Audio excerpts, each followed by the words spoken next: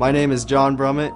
My name is Eric Kendall, and I've seen 2 unexplainable objects over the skies of Guantanamo Bay, Cuba.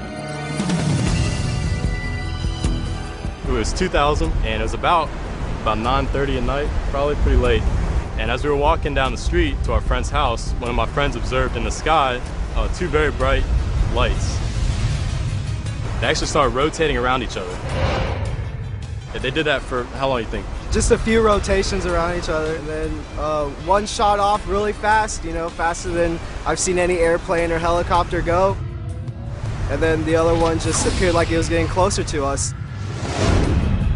What did you guys do when you saw the lights? We all took off running. Now, why did you take off running? We got scared. Yeah, scared, definitely. Terrified. Well, how old are you guys now? 19. And when you saw this, you were about 10, 11. 10, 11. That's pretty young, and it's been a long time. You guys absolutely sure this is what you saw? Oh yeah, Positive. definitely. Children, they have huge imaginations, and they see things they don't understand. And while this is a good story, I prefer to have more credible witnesses than some 10 and 11-year-olds. Do any of you guys think there's any possibility it could have been an airplane, a helicopter, a hot air balloon, flares, No possibility. fireworks? Definitely not. Especially living in Guantanamo, we had seen every possible, you know, aircraft that flown around during the day or night. So, what prompted you to contact us by email? Well, we heard about Charles Howard's encounter with what he saw in Guantanamo Bay.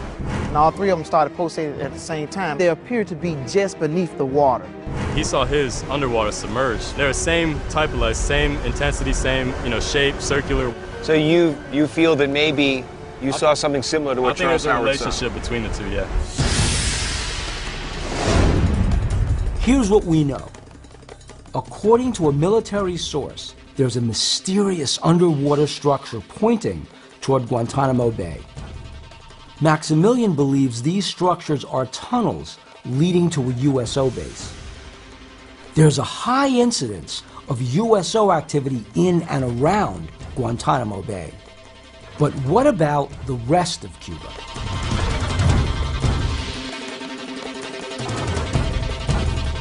Los cubanos han estado vírgenes del tema ovni hasta el año 2000. The Cubans are basically virgins when it comes to UFO stories. And around the year 2000, that's when the government officially kind of started telling the people.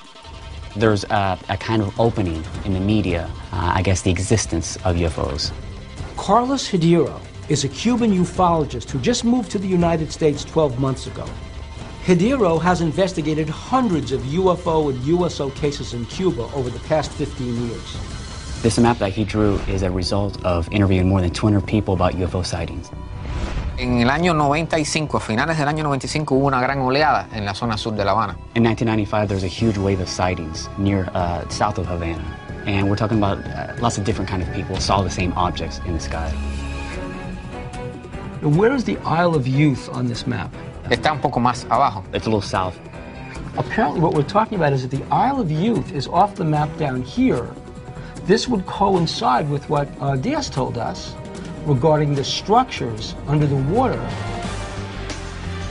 We've had a major breakthrough in talking to Cuban ufologists. They're telling us about one major UFO hotspot that just happens to be a little north of where we suspect this underwater base to be. Este caso es una sumersión que ocurrió en el año 93. So in this case, he's talking about a specific case that was a USO that went underwater around this point in the map that he drew.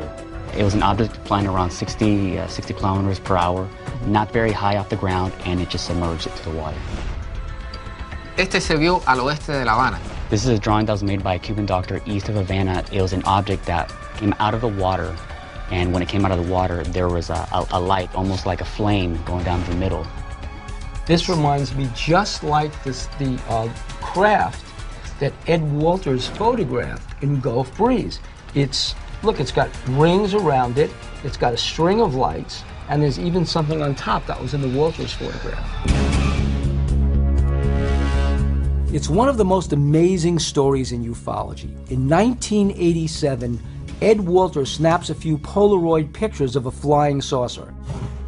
He takes it to the local Gulf Breeze paper, and they publish a story about it. Hundreds of witnesses come forward. Some claim they saw the same craft. Some say they saw a different craft. Some come right out and say Ed Walters is a hoaxer. Regardless, Gulf Breeze, Florida becomes the UFO and USO capital of the world. 21 years ago, late 87 through 1988, Gulf Breeze was sort of like the center of the UFO universe, and this house featured very prominently in that center. Dr. Bruce Maccabee is a retired naval optical physicist who studied and investigated UFO cases since the 1960s. He's extensively analyzed the Ed Walters case. Ed was sitting in his office, which was over there. He happened to notice out in the sky, in this direction, a glowing object coming along. He took his first picture, and the object had not quite cleared the tree. The left-hand side of the object was blocked by some of the branches of the tree. And then he took 4 more pictures that was in the clear, and this telephone transformer, this power transformer, and the lights there, that all shows up in the picture that he took.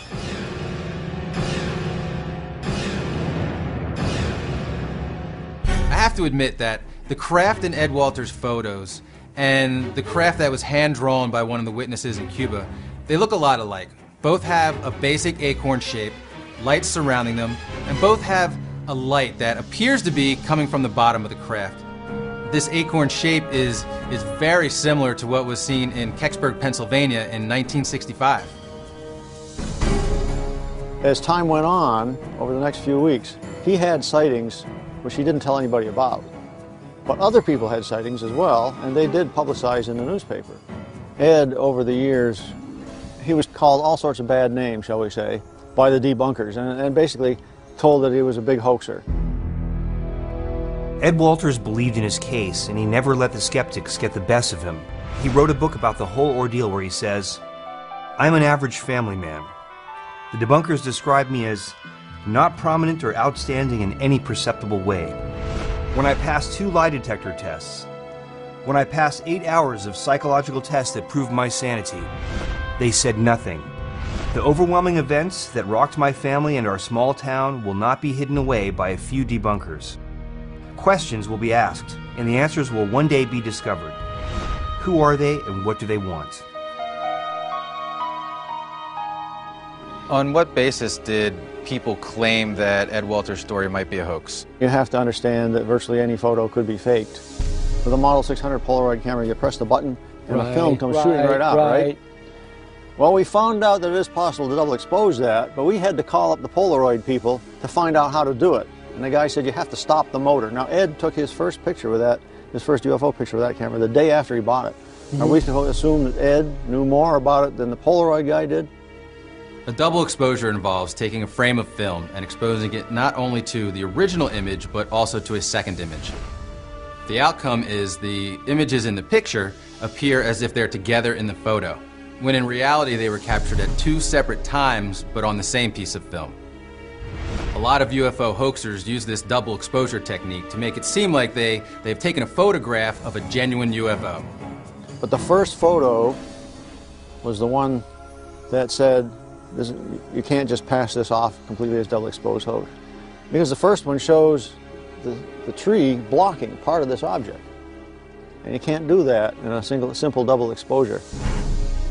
You could do it with a so-called masked double exposure, where you make a mask that blocks out the background light. But it'd be impossible to do that with one of these handheld cameras. You have to get very accurate registration between, say, the edge of the tree and where the edge of the object is being blocked by the tree. In the mythology of the Gulf Breeze sightings, it was only Ed Walters that saw the craft, only Ed Walters that took the pictures. So in reality, there were a whole bunch of witnesses before Ed Walters, before he even saw the craft, and a whole bunch of witnesses concurrent with Ed Walters while he was seeing the craft on repeated occasions. There were a dozen other people who said they saw exactly the same thing, several hundred people who saw something that could have been related. And so you have to ask yourself, does it make any sense to say Ed Walters' photos were a hoax, but everybody else's sightings were real? Do you think this could possibly be a hoax? No.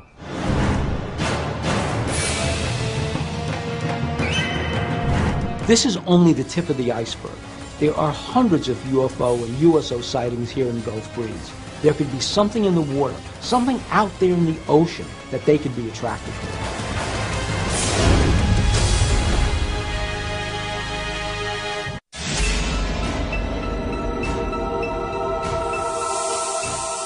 My heart was racing. I didn't know if I was going to collide with the object.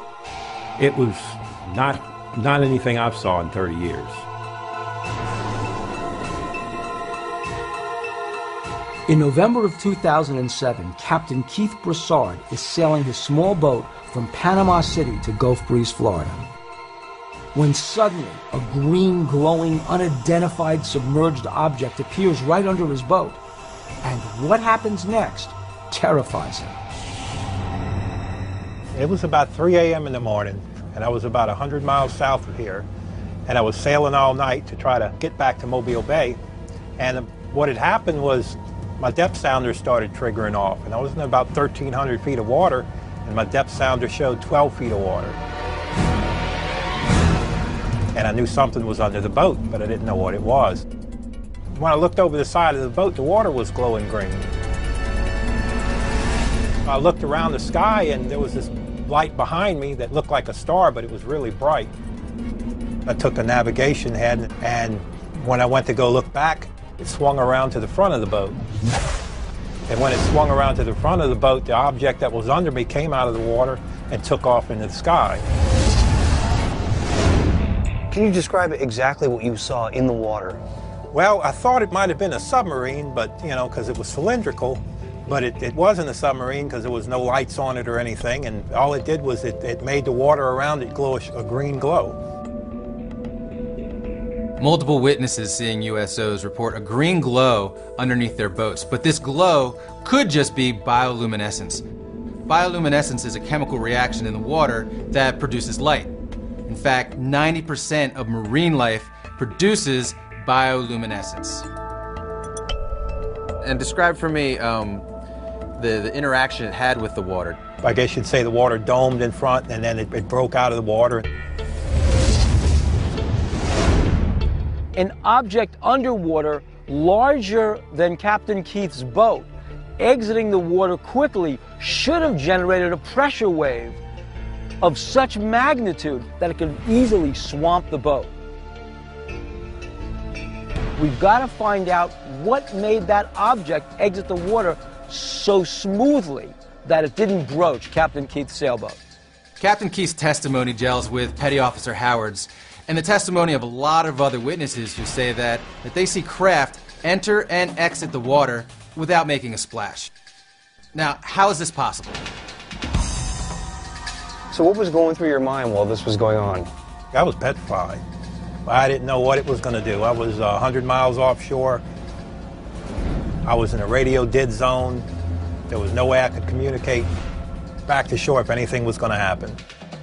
How long does this trip typically take? It's a 3-day trip. And do you stop for sleep, or do you drive right through? I'll usually lash the helm and catch a few hours sleep. So we could speculate that perhaps you were just very tired, you were up for a long time, and maybe your eyes were playing tricks on you from lack of sleep. I'm used to sailing the boat like that, and I do get well rested before I'll sail the boat. It seems to me that Keith really believes what he saw, and if he did, this could be a really incredible encounter. But we have to keep in mind that this is a man that's been on the sea for days alone with only a few hours sleep. And scientifically speaking, that can result in hallucinations. So if he did see something, I'm not thoroughly convinced that what he saw is actually a USO. I reported it over at the marina where I was at, Pirates Cove. Mm-hmm. And what'd they say? They sat there and they said, "Oh, it happened to you too." They've told me that you'll run into some strange things out there. And like I said, I've sailing 30 years, that's been the strangest I've seen. The green glow that Captain Keith reports seeing sounds similar to what some local shark fishermen are seeing just off the coast of Gulf Breeze. Sometimes when we're out in the ocean, we'll see lights in the water. There'll be circles, probably about 10 feet deep, green colored and glowing looking.